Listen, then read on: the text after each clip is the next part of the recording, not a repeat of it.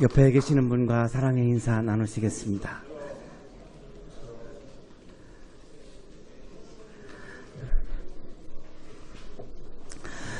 지난주에는 우리가 모차르트 곡을 들었는데요. 오늘은 크리스톰린이라고 하는 2000년대 미국의 CCM을 아주 대표하는 그런 싱어송라이터고 빌보드에서 최우수 아티스트상을 받았던 그런 아주 CCM의 굉장한 대표하는 상징적인 그런 분의 또 곡을 이렇게 해주셔서 우리 교회가 이 고전과 또 현대를 이렇게 조화를 해주셔서 너무너무 감사합니다. 우리 성가대 수고 많으신데 더운데 우리 격려의 박수 하겠습니다.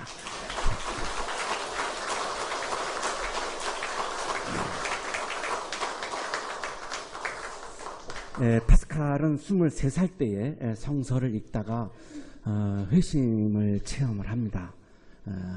아주 깊은 회개를 하는 그런 경험을 합니다. 31살 때에 성령을 체험합니다. 오늘 주제가 성령을 체험한다는 게 뭔가, 내가 성령이 충만한 상태가 어떤 것을 말하는 건가, 이것이 오늘 우리들의 과제인데요.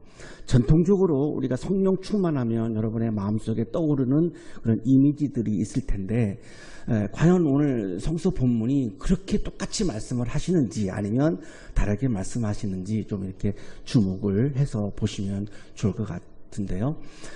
이걸 이제 제1회 23살 때 성서를 읽다가 회심한 것을 파스칼이 스스로 제1회 회심이라고 부르고, 31살 때 성령을 체험한 것을 제2회 회심이라고 부르고, 그 회심했던 그 장면을 이렇게 써가지고 이 자기 옷 이 소매 안에다가 이걸 집어넣어서 꼬매고 그렇게 살 정도로 그 회심을 체험을 그렇게 본인 스스로 그렇게 중요하게 여겼습니다. 39살 때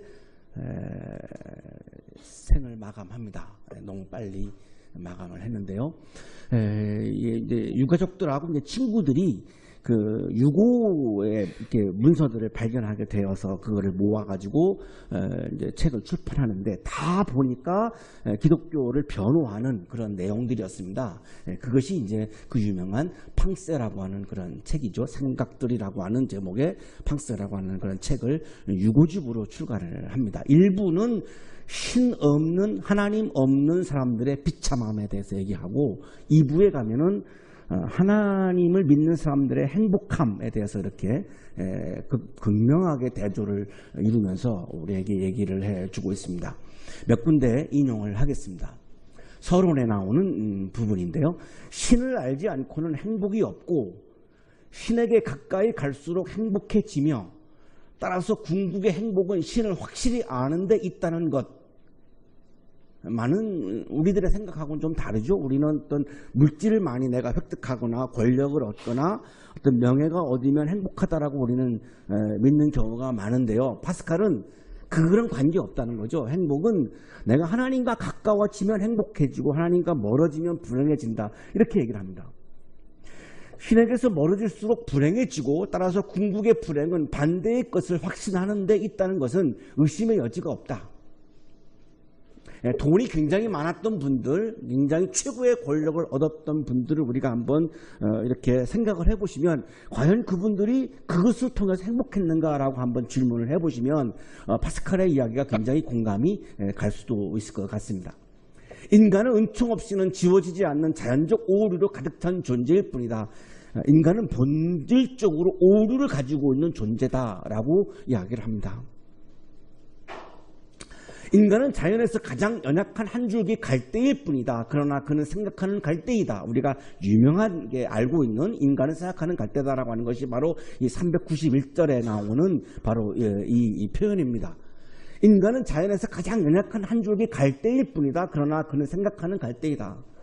우리 연약해서 쉽게 사탄에게 내 마음도 내어주고 유혹에 내가 넘어가기도 하고, 내가 선하게 살고 싶지만 내가 악을 선택할 때도 많고, 왜냐하면 연약한 갈대이기 때문에, 흔들리는 존재이기 때문에 그렇다는 거죠.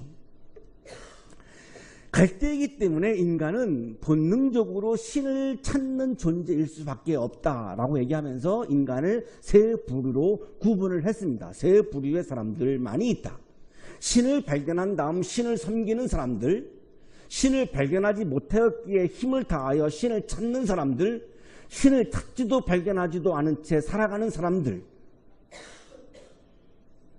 신을 발견하는 사람, 신을 발견하려고 노력하는 사람, 그냥 신과 무관하게 살아가는 사람, 이 세 부류의 사람이 있다라고 이렇게 구분을 하고 있는데요. 신을 찾아서 신을 섬기는 사람은 아마 제가 보기에는 그렇게 많지 않을 것 같습니다. 신을 찾으려고 정말 구도자의 마음으로 계속 노력을 하는 사람들, 아마 이 부분이 가장 많지 않을까. 우리 그리스도인 중에 이 두 번째 부류가 가장 많을 것 같고요. 신과 무관하게 살아가는 사람들, 우리 그리스도인 중에는 없지 않습니까? 라고 우리가 질문할 수 있지만 제가 보기에는 있습니다. 그냥 그리스도와는 무관하게 내가 교회 생활하는 사람들도 상당히 많다라고 보여집니다. 그때 사람들은 합리적이고 행복하고, 마지막 사람들은 불합리하고 불행하다. 신을 찾아서 신을 발견해서 신을 섬기는 사람들은 아주 합리적이고 행복한 사람들이고, 마지막 사람들, 신과 무관하게 살아가는 사람들은 불합리하고 불행한 사람들이고, 중간 사람들, 신을 찾아 나서는 사람들은 불행하지만 합리적이다. 이렇게 구분을 합니다. 신을 섬기는 사람들을 우리가 이렇게 규정한다고 한다면 신앙인이죠. 바로 이 사람이 신앙이고 이게 바로 크리스찬입니다. 신을 찾는 사람은 예비 신앙인이죠. 신을 찾지 않는 사람들은 무신론자입니다. 우리가 교회 안에서 예배를 드리는 우리도 아마 이 세 부류로 나눌 수 있을 것입니다. 우리 안에도 신앙인이 있고 예비 신앙인이 있고 또한 무신론자도 있는 거죠. 신앙인은 하나님을 섬기는 사람이라고 파스칼은 얘기하는데요. 하나님을 섬기는 사람은 어떤 사람인가? 종이 주인을 섬기는 것을 상상하시면 될 것 같습니다. 내가 하나님의 종이 되어서, 내가 하나님과 하나가 되어서 하나님의 마음을 내 마음에 채우고 하나님의 마음을 따라서 살아가는 사람이 하나님을 섬기는 사람이죠. 이 사람이 신앙인 크리스찬 그리스도인입니다.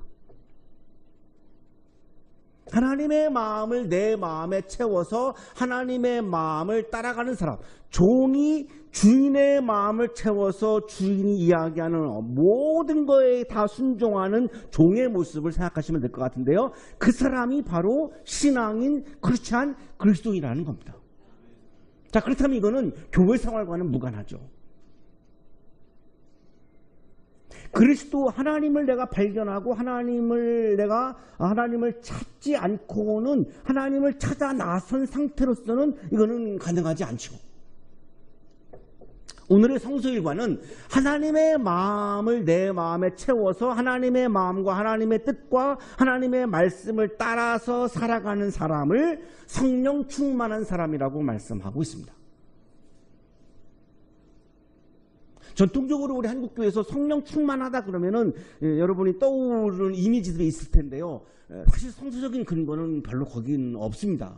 오늘 성서일과도 성령 충만한 사람은 하나님의 말씀을, 하나님의 마음을, 하나님의 뜻을 따라서 살아가는 사람이 성령 충만한 사람이라고 말씀하고 있습니다.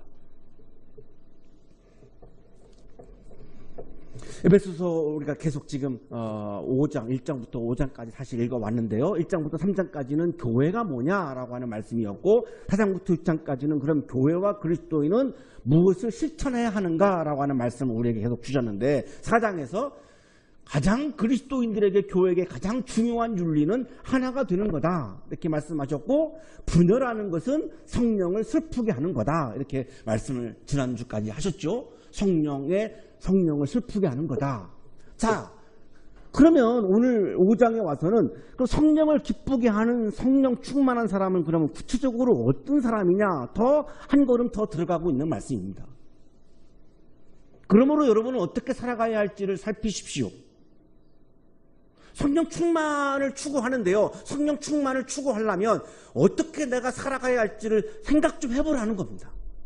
이게 파스칼이 생각하는 갈대다 그랬는데 연약하니까 갈대인데 생각을 한다라고 하는 이걸 굉장히 강조하죠.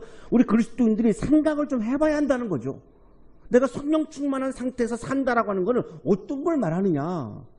여러분은 어떻게 살아가야 할지를 살피십시오. 지혜롭지 못한 사람처럼 살지 말고 지혜로운 사람답게 살아야 합니다. 성령 충만한 사람은 지혜롭게 사는 사람이다. 이렇게 말씀하는 거죠. 여기 이제 지혜롭게 산다라고 하는 게 어떤 거를 또 말씀하시느냐가 또 이제 굉장한 과제인데요. 참 복잡하지만 어떻게 요약을 할 수밖에 없습니다. 지혜라고 하는 이 단어는 우리가 일상 속에서 말하는 wisdom, 지혜하고는 조금 다릅니다. 성경에서 말씀하시는 이 지혜라고 하는 단어는 히브리어로 호쿰하고 헬라어로는 소피아입니다. 유대인들이 아주 가장 중요하게 여겼던 생활 속에서 발견하는 하나님의 말씀을 지혜라고 불렀습니다. 성전에서 주시는 하나님의 말씀은 로고스고, 생활 속에서 삶의 현장에서 우리에게 주시는 하나님의 말씀을 소피아라고, 호크마라고 불렀던 거죠. 하나님의 말씀은 두 가지였습니다. 하나는 성전에서 주시는 말씀, 하나는 삶의 현장에서 주시는 말씀. 왜냐하면 하나님은 성전 안에만 계시는 분이 아니라 온 우주 안에 만유에 계시는 분이기 때문에 삶의 현장에서도 하나님은 우리에게 말씀을 주시는데, 이거를 굳이 구분한다면 로고스, 소피아입니다. 히브리어로는 로고스는 다 바르고 이 소피아는 호크마, 이렇게 구분이 되는 거죠. 이 지혜라고 하는 단어를 우리가 정확하게 이해하려면 이스라엘 역사를 잠깐 볼 수밖에 없는데요. 이스라엘 민족이 북왕국과 남왕국으로 솔로몬 왕 때 분열이 되죠. 분열이 되니까 국력이 급격히 쇠퇴하죠. 에베소서가 건강한 교회를 위해서는 분열하면 안 되고 하나가 된다라고 하는 걸 굉장히 강조하는데요. 분열하면 결국은 힘이 약해지기 때문이죠.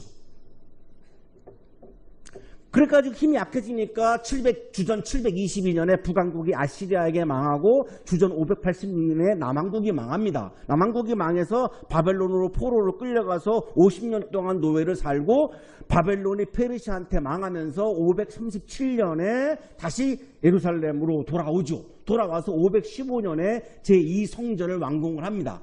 제 성전을 완공을 하고 성전에 들어가서 예배를 드리면서 그냥 눈물이 하염없이 흐르는 거죠. 아직도 페르시아의 노예이니까요.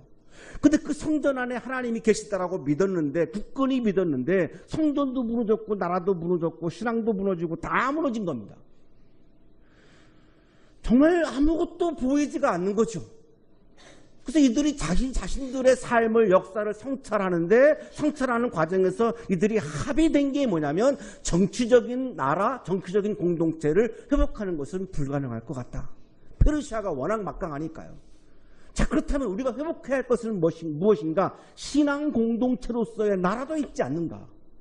신앙 공동체는 우리가 회복할 수 있는 것이 아닌가? 신앙 공동체를 회복하자라고 하는 운동을 시작합니다. 이거를 지혜 운동이라고 부릅니다. 여기서 나오는 게 바로 지혜라고 하는 단어입니다. 그래서 신앙적인 관점에서 역사를 다시 쓰죠. 이게 역대기입니다. 신앙적인 관점에서 우리 조상들이 하나님 신앙으로 불렀던 노래들을 다 모읍니다. 이게 바로 시편입니다. 우리 조상들이 남겨놓은 신앙적인 격언들, 금언들을 다 모읍니다. 이게 잠언입니다. 이거를 왜 이 작업을 했냐면, 신앙을 회복하자, 신앙 공동체를 회복하자라고 하면서 전통적인 이런 것들을 다 다시 불러 모은 거죠. 이게 바로 지혜운동입니다. 그러니까 지혜라고 하는 거는 뭐냐면, 잠언 1장 20절에 우리가 명확하게 보여주는데요. 지혜가 길거리에서 부르며 광장에서 그 소리를 높이며, 이 지혜는 지금 우리가 보았던 것처럼 역사, 노래, 금언, 격언, 이런 것들처럼 강단에서 주시는 말씀이 아니라 그냥 생활 속에서 있는 이미 하나님이 주셨던 하나님의 말씀들을 모은 겁니다. 그러니까 하나님의 말씀을 다시 돌아가는 것, 이게 바로 지혜운동입니다. 그렇지 아니하면 신앙 공동체가 회복될 수 없으니까요. 자, 그러면 지혜롭게 산다라고 하는 건 뭡니까? 삶의 현장에서 주시는 하나님의 말씀을 따라서 살아가는 사람이 지혜로운 사람입니다. 지혜로운 사람은 정말 약삭빠르게 내가 손해 안 보고 이렇게 사는 거라고 우리가 오해할 수 있는데, 성경이 말하는 지혜로운 사람은 그거하고 너무나 다른 거죠. 성령을 기쁘게 하는 성령 충만한 사람은 지혜로운 사람이라고 말씀하시는데, 이 지혜롭다라고 하는 것은 하나님의 말씀을 따라가는 사람, 하나님의 마음을 내 마음에 채워서 하나님의 마음과 하나님의 뜻과 하나님의 말씀을 따라서 살아가는 사람을 바로 성경은 지혜로운 사람이라고 말씀하고 있는 겁니다. 이게 파스칼이 얘기한 신앙인입니다. 하나님을 찾고 하나님을 섬기는 사람, 첫 번째 나왔던 파스칼이 얘기한 첫 번째 사람이 바로 이 성령 충만한 사람입니다. 그래서 본인도 31살 때 성령 체험을 했던 거죠. 세월을 아끼십시오. 때가 갑니다. 여기 세월은 카이로스, 우리가 잘 알고 있는 카이로스인데, 지혜로운 사람은, 하나님의 말씀을 따라서 살아가는 사람은 하나님의 시간을 아끼는 사람이라는 겁니다. 나에게 주어진 시간을 내 시간이라고 보지 않고 하나님의 시간으로 본다는 거죠. 굉장한 차이입니다. 하나님의 말씀을 따라서 살아가는 지혜로운 사람은 나에게 주어진 시간을 내 시간으로 보지 않고 하나님의 시간으로 보기 때문에 이 시간을 하나님을 위해서 내가 쓸 수밖에 없다는 겁니다. 내 개인적인 욕망을 위해서 쓰는 것이 아니라 하나님의 영광과 하나님의 기쁨을 위해서 나에게 주어진 시간을 쓴다는 겁니다. 어리석은 죄가 되지 말고 주님의 뜻이 무엇인지를 깨달으십시오. 하나님의 말씀을 따라서 살려면 이 동력이 어디서 나오겠습니까? 내가 하나님의 뜻이 무엇인지를 깨달아야 하나님의 말씀을 따라서 살 수 있는 동력이 나오죠. 그래서 지혜로운 사람은, 성령 충만한 사람은 하나님의 뜻이 무엇인지를 깨닫는 사람이에요.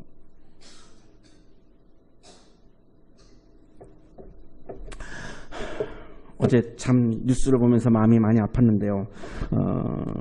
전 세계에서 숫자로 20위 안에 들어가는 우리나라 굴지의 한 대형 교회에서 교인들이 한 부류는 복면을 쓰고 나타나서 교인들을 끌어내리고, 끌려 나오는 또 교인들은 막 또 저항을 하고 그런 모습이 어제 뉴스에 나왔죠.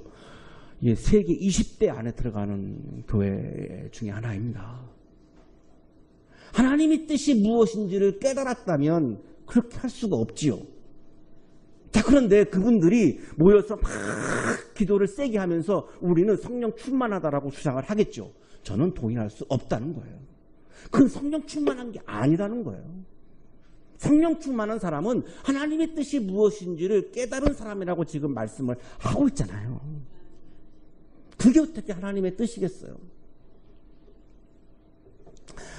조경철 교수의 해석입니다. 지혜 있는 사람은 철학적인 지식과 지혜로 충만한 사람이나 약삭빠르게 자신의 이득을 챙기는 사람이 아니라 주님을 알고 그에게 감사하는 사람, 주님의 뜻을 이해하여 그 뜻에 따라서 행동하는 사람이다.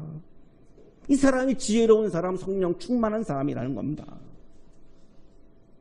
성령 충만에 대한 많은 오류와 오해가 결국은 이런 많은 우리 교회 안에 아픔과 비극들을 빚어냈다라고 하는 생각을 하게 됩니다. 술에 취하지 마십시오. 거기에는 방탕이 따릅니다. 성령의 충만함을 받으십시오.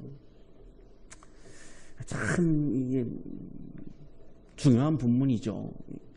술을 먹지 말라라고 하는 이 한국교회의 교리에 대한 이 성서적 근거로 사용하고 있는 본문인데요. 이 본문을 우리가 한번 시간은 없지만 좀 볼 수밖에 없는데요. 많은 오해가 있기 때문에 볼 수밖에 없는데요. 술에 취하지 마십시오. 거기에는 방탕이 따릅니다. 성령의 충만함을 받으십시오. 핵심이 뭐죠? 술 먹지 말라는 메시지인가요? 이 메시지가? 성령의 충만함을 받으라는 거죠. 국어를 정확하게 제대로 하신다면, 자, 이 문장이 핵심이 뭡니까? 술을 먹지 않으면 되는 거예요? 술 먹지 않으면 그럼 성령 충만한 거예요? 중요한 거는 성령 충만이지 술 먹지 말라는 것에 강세가 가 있는 본문이 아니잖아요. 그럼 왜 술 취하지 말라고 말씀을 할까요? 하필이면 많은 이 오해를 불러일으키고 한국교회에 많은 논란을 일으키도록 왜 이렇게 했냐면, 다른 것에 빠져 있으면, 다른 것에 취해 있으면 성령을 받아들여서 성령 충만할 수 없잖아요. 근데 다른 것에 빠지고 다른 것에 취하는 것에 가장 쉬운 예가 술이잖아요. 그래서 이 예를 든 거죠. 술을 먹지 말라는 게 아니라, 술을 먹어라 먹지 말라 이 본문이 아니라 술 외에도 내가 마약에 빠져 있으면 성령을 받아들여서 성령 충만할 수 없고요. 내가 물질의 욕심에 빠져 있으면, 권력에 대한 욕심에 빠져 있으면, 내가 명예에 대한 욕심에 빠져 있으면, 나의 욕망으로 가득 차 있으면 내 안에 성령을 받아들일 수 없고 성령 충만할 수 없잖아요. 더 중요한 건 뭐냐면 물질에 대한 욕망, 권력에 대한 욕망, 명예에 대한 욕망, 이거를 가장 내 안에 있으면 성령 충만할 수 없다인데, 이거를 설명하면서 가장 쉬운 예를 들은 거예요. 술이 취한 상태는 우리가 다 알잖아요. 근데 욕망에 취한 거는 눈에 보이지 않기 때문에 이게 말로 설명하기가 어려워요. 그런데 술 취한 모습은 다 우리가 봤거든요. 본인이 직접 그런 경우도 많을 거고, 여러분 같은 경우는. 그러니까 이거 확 와닿잖아요. 이게 술 취한 상태를 이런 거 말하는 거지, 내가 술에 취하면 내가 없잖아요.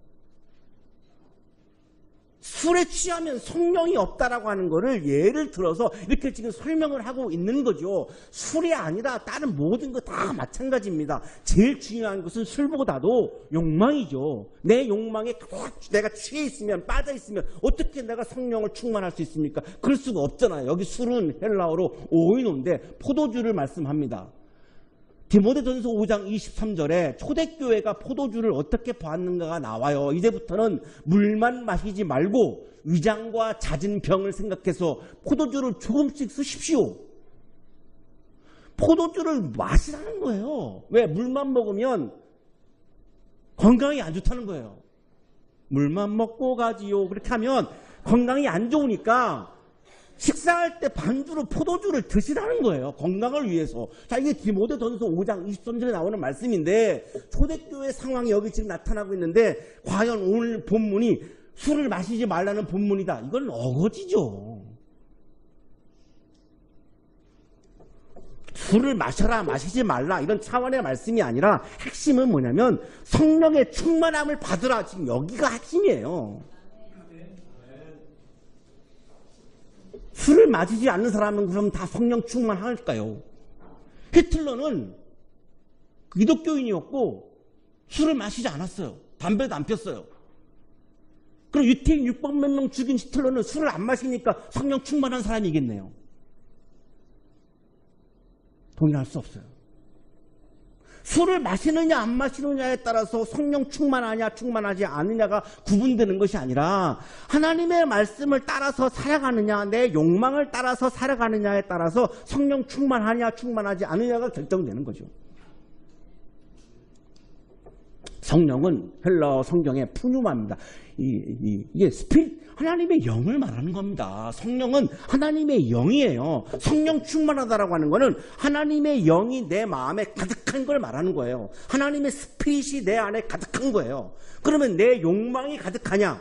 하나님의 영, 하나님의 마음, 하나님의 뜻, 그것이 내 마음에 가득하냐? 이걸 지금 말씀하는 거예요. 내 안에 내 욕망이 아니라 하나님의 영이, 하나님의 스피릿이, 하나님의 마음이, 하나님의 뜻이, 하나님의 말씀이 가득한 사람이 성령 충만한 사람이에요. 조규철 교수의 해석입니다. 성령 충만은 신비주의적인 차원을 말하는 것이 아니라 그리스도인의 삶이 근본적으로 성령의 인도를 받는 삶임을 말한다. 내 욕망의 인도를 받느냐, 하나님의 말씀의 인도를 받느냐, 이게 중요하다는 거예요.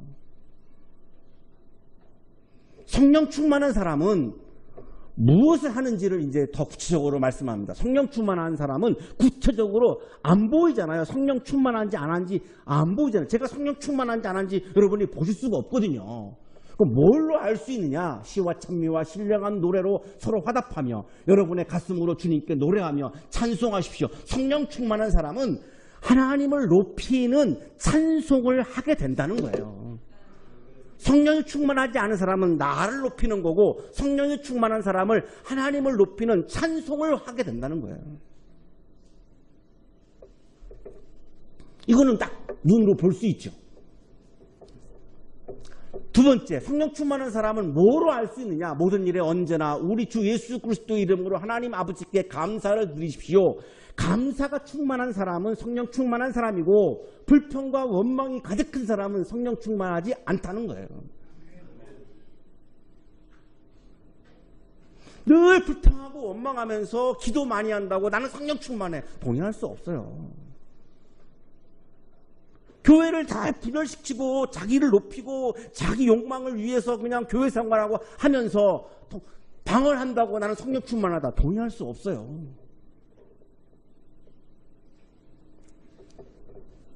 성령의 충만함을 받으면 나도 모르게 찬송과 감사는 내 의지로 할 수 있는 것이 아니라 성령이 충만해야 성령께서 작동하셔서 할 수 있는 거라는 거예요.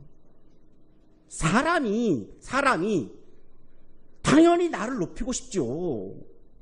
불평하고 싶죠. 내 마음과 다른데.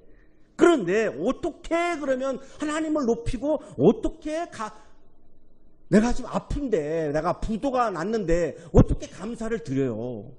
그건 내 입으로 할 수가 없고 성령이 충만하면 성령의 힘으로만 가능하다는 거예요. 그래서 성령 충만함을 받으라고 지금 강조하시는 거예요. 성령 충만함을 받으면 내가 부도가 났는데도 감사할 수 있고 성령 충만하면 내가 높아지고 싶은 마음이 없어져 버린다는 거예요. 자연스럽게 억지로가 아니라. 어떠한 상황에서도 범사에 감사하라고 그러셨는데 어떠한 상황에서도 감사할 수 있다. 이거는 내 의지로 할 수가 없어요. 내 능력으로 할 수가 없어요. 성령 충만해서 성령의 능력으로만 가능하다는 거. 이 말씀을 하는 거예요. 그럼 분명하잖아요. 성령 충만한 사람, 충만하지 않은 사람을 우리가 분명히 구분할 수 있거든요. 성령 충만한 한 분을 제가 예를 들겠습니다. 손양원 목사님입니다. 경남 함안에서 태어나셨고 사남매 중 장남이었고 장로님 가정이었고 11살 때 보통학교에 입학을 했는데 교장 선생님이 일본 천황에게 절하라 동방요배라고 하는데요. 이거를 이제 지시를 하니까 기독교 신앙에 어긋난다고 거절을 해요. 그러니까 퇴학시킬 거야 막 이렇게 협박을 하는데 그래도 어쩔 수 없습니다. 그러니까 그 교장 선생님이 결국은 퇴학을 못 시키고 부담스러워서 딸 학교로 전근을 가버리세요. 지가 보통이 셌던 게 아니죠. 퇴학시키려면 시키라는 거예요. 그래도 나는 내가 신앙을 내가 포기할 수 없다. 34살 때 평양신학교에 입학해서 신학을 공부하고 38살 때에 여수의 애양원 교회의 전도사로 부임을 하는데요. 이 애양원 교회는 한생 병자들이 이제 모여서 예배를 드리는 곳이었고 그분들의 고름을 이렇게 입으로 빨아야 하는 사역자는 그런 일들을 해야 되는 그런 교회였죠. 그 당시 이분이 계시는 교단에서 신사참배를 결정을 해요. 그런데 이제 이분은 거절을 하죠. 그래서 6년 동안 감옥에서 지내다가 다시 이제 나와서 애용환교회로 돌아옵니다. 1948년 10년에 순천 사범학교에 다니던 첫째 아들 동인, 둘째 아들 동신이가 있었는데 같은 학급 안재선에게 총을 맞고 죽습니다. 형을 이제 죽이려고 했는데 이 둘째 한 10살 차이가 나는 것 같은데 우리 형은 장남이어서 우리 가정을 위해서 살아야 되니까 나를 대신 죽여달라고 이 동생이 그렇게 애원을 해요. 참 대단하죠. 그러니까 이제 이 총살을 하던 학생들이 넌 뭐야? 그러면서 너도 죽여야 되겠네. 그래서 그냥 같이 죽게 된 겁니다. 원래는 동인이만 죽이려고 했던 건데 이래서 두 아들을 다 총살을 합니다. 장례식 예배 때 손양원 목사님이 고백을 합니다. 첫째 나 같은 죄인의 혈통에서 순교의 자식들이 나오게 했으니 감사. 둘째 허다한 많은 성도들 중에 이런 보배들을 주께서 하필 내게 맡겨주셨으니 감사. 셋째 삼남 삼녀 중에서도 가장 아름다운 두 아들 장자와 첫 차자를 바치게 된 나의 축복을 감사. 넷째 한 아들의 순교도 귀하다 하거늘 하물며 두 아들의 순교일이요 감사. 다섯째 예수 믿다가 누워 죽는 것도 큰 복이라 하거늘 하물며 전도하다 총살 순교 당함이리요 감사. 여섯째 미국 유학 가려고 준비하던 내 아들 미국보다 더 좋은 천국에 갔으니 내 마음 안심되어 감사. 일곱째 나의 사랑하는 두 아들을 총살한 원수를 회개시켜 내 아들 삼고자 하는 사랑의 마음을 주신 하나님께 감사. 여덟째 때 두 아들의 순교로 말미암아 무수한 천국의 아들들이 생길 것이 믿어지니 감사. 아홉째 이 같은 역경 중에서 이상 8가지 진리와 하나님의 사랑을 찾는 기쁜 마음 여유 있는 믿음 주신 우리 주께 감사. 9가지의 감사를 고백을 합니다. 어떻게 두 아들이 아무 죄 없이 총막 맞던 공부도 잘하고 우리가 굉장히 사진도 봤습니다만 굉장히 핸섬하고 정말 기대가 되었던 이 아들이 아무 죄 없이 이념의 문제 때문에 이념의 갈등 때문에 통살을 당했어요. 그런데 이렇게 장례식장에서 9가지의 감사를 한 거예요. 이게 지금 딸 손동희 씨라고 하는 딸이 쓴 책에 나오는데 이 딸의 증언을 보면 이렇게 감사할 때 자기는 아버지가 인간으로 안 보였다는 거예요. 어떻게 아버지가 저럴 수 있는가? 막 아버지가 미웠다는 거예요. 장례식이 끝나고 우연히 아버지 방에 들어갔는데 엉엉 울고 있더라는 거예요. 그런데 장례식장에서는 이렇게 9가지의 감사를 했다는 거예요. 어떻게 인간적으로 두 아들이 죽었는데 어떻게 감사를 할 수 있겠습니까? 이게 손양원 목사님의 인간적인 능력으로 가능하겠습니까? 성령이 충만했기 때문에 가능한 거지. 이게 어떻게 인간의 힘으로 어떻게 이 감사를 하겠습니까? 이게 바로 성령 충만입니다. 이런 모습, 이런 상태가 바로 성령 충만입니다. 정말 가기가 갈 길이 먼 상태죠. 성령 충만하다고, 내가 성령 충만하다고 함부로 말할 수가 없어요, 우리는. 저는 고백하건대 제가 성령 충만하다고 감히 말씀드리지 못하겠습니다. 끊임없이 내가 가야 되는 목표이지 내가 지금 이 순간 내가 성령 충만하다 이렇게 쉽게 말할 수가 없으면 안재선을 살리려고 최선을 다하고 결국 그의 목숨을 구하고 자기 아들 둘을 죽인 안재선을 양아들로 입양을 합니다. 지금 사진에서 보시는 뒤에 서 있는 저 분이 바로 자기 아들 둘을 죽인 안재선 군입니다.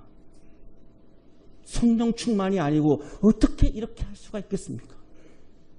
이 상태가 성령 충만입니다. 조 교수의 해석입니다. 성령으로 충만해지면 찬송과 감사를 하게 된다.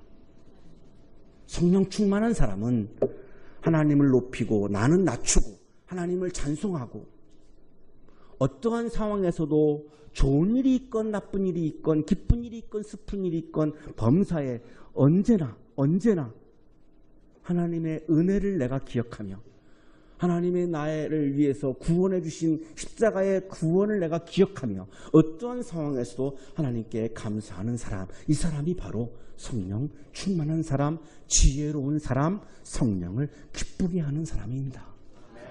찬송과 감사가 여러분 삶에 가득하기를 축복합니다. 거룩하신 주님, 성령 충만하기를 원합니다. 우리의 힘으로 찬송과 감사를 할 수 없사오니 성령의 충만함을 허락하여 주옵소서. 저의 마음 안에 성령이 충만하여 날마다 매 순간 찬송과 감사의 삶을 살아가는 지혜로운 사람, 성령 충만한 사람으로 복되게 살게 해 주옵소서. 예수 그리스도의 이름으로 기도하옵나이다. 아멘.